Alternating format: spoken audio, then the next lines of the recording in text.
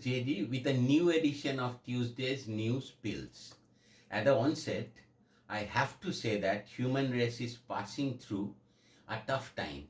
But as always, we know that we shall overcome.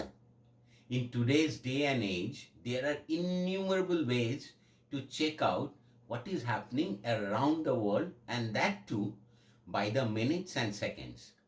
I try to bring a speck of positive light to you with my weekly news pills episodes. However, certain unfortunate incidents get too tough to ignore. Before I get on with today's news pills, I would request you to like, share, subscribe to my channel and put in your valuable comments. Your comments will be a guiding light in my endeavor. News Pill 1. Spain celebrates end of COVID curfew with street parties. Hundreds of people were seen partying in several cities across Spain as it concludes its 11 p.m. COVID-19 curfew, which was lifted in 13 of the country's 17 regions. Scores of people took to the beaches of Barcelona and the streets of Madrid to celebrate the end of Spain's 6-month state of emergency to combat the COVID-19 pandemic. Many of the partying people were seen without masks, not maintaining social distancing, and gathering in groups larger than 6, which are all in violation of COVID-19 restrictions that remain in place. That is a sweet bitter news. Newspill 2. Twitter adds tip jar to pay for good tweeting. The company says the feature is an easy way to support the incredible voices that make up the conversation. To begin with, only a select group of people can receive tips. A group Twitter said was made up of creators, journalists, experts, and non-profits. But the feature has also been criticized for exposing personal information. The tip jar function essentially adds a small icon to a user's profile on mobile devices only for now, with a drop-down menu for payment providers such as PayPal, Venmo, or the Cash App. It also has support for Bandcamp, widely used by musicians, and Patreon, used by all sorts of independent digital creators such as YouTubers and broadcasters. But there are some concerns about the way the function will be used. Journalists are often banned from accepting gifts, and it is not clear how tips will be treated by news organizations. The tip jar is the latest in a string of experiments from the social network, which has seen user growth slow in recent years. Newspill 3. Is AI music the best medicine? Medimusic is a company based in Hull with big ambitions to transform healthcare with its music technology. It claims that by using artificial intelligence to craft playlists suited to an individual patient, it can reduce anxiety and pain. The company's founder, Gary Jones, tells that MediMusic has developed algorithms which generate a playlist of up to 400 tracks designed to have a measurable effect on a patient. They put the headphones on, they listen to the music, and over a period of time, what will happen is that their heart rate will reduce, blood pressure will reduce, the production of the stress hormone cortisol will reduce, he says. A heart rate monitor on the wrist measures the physiological effect on the patient, and MediMusic says its digital drip system uses machine learning to swap tracks in the playlist if the listeners does not respond as expected.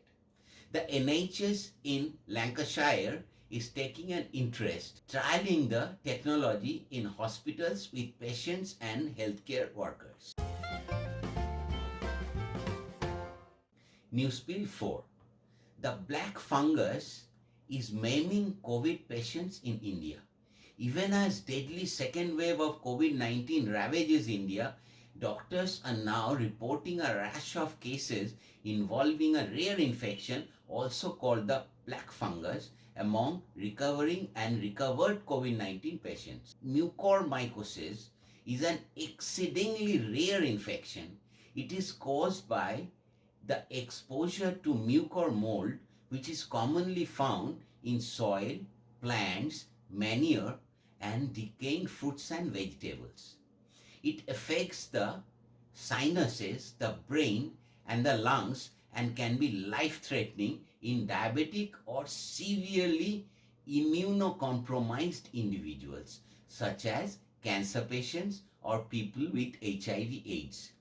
Doctors believe mucormycosis, which has an overall mortality rate of 50%, may be being triggered using steroids, a life-saving treatment for severe and critically ill COVID-19 patients. It is thought that this drop in immunity could be triggering these cases of mucormycosis.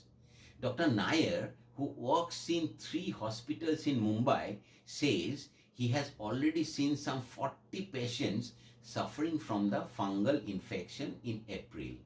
Between December and February, just 6 of his colleagues in 5 cities, Mumbai, Bangalore, Hyderabad, Delhi, and Pune, reported 58 cases of the infection.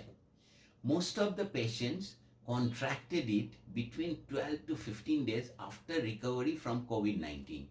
Mumbai's busy Sion Hospital has reported 24 cases of the fungal infection in the past 2 months, up from 6 cases a year. Newspill 5. Elon Musk shows humility and hubris as SNL host. Ladies and gentlemen, Elon Musk.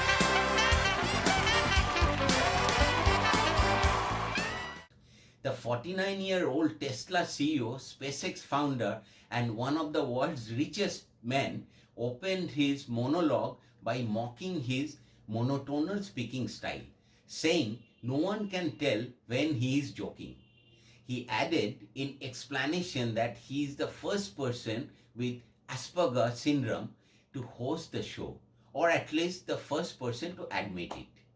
Musk also joked about his Twitter account, which has more than 50 million followers, and the tweets that led to some critics to object to his being invited to host the show. Musk brought his own mother, model Mae Musk, on stage to talk about what he was like when he was 12. Playing on Musk's reputation as an innovator, NBC live streamed the episode globally on YouTube, the first time Saturday Night Live has ever been viewable simultaneously around the world.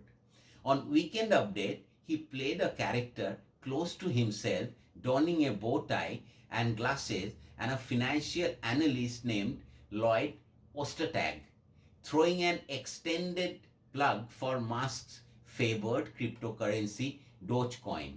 Dogecoin's price, which has been volatile all year, tumbled 23% in the hour after the show began and fell further on Sunday. That's all for today. Thank you and goodbye for now. Stay blessed. See you in my next Tuesday's episode.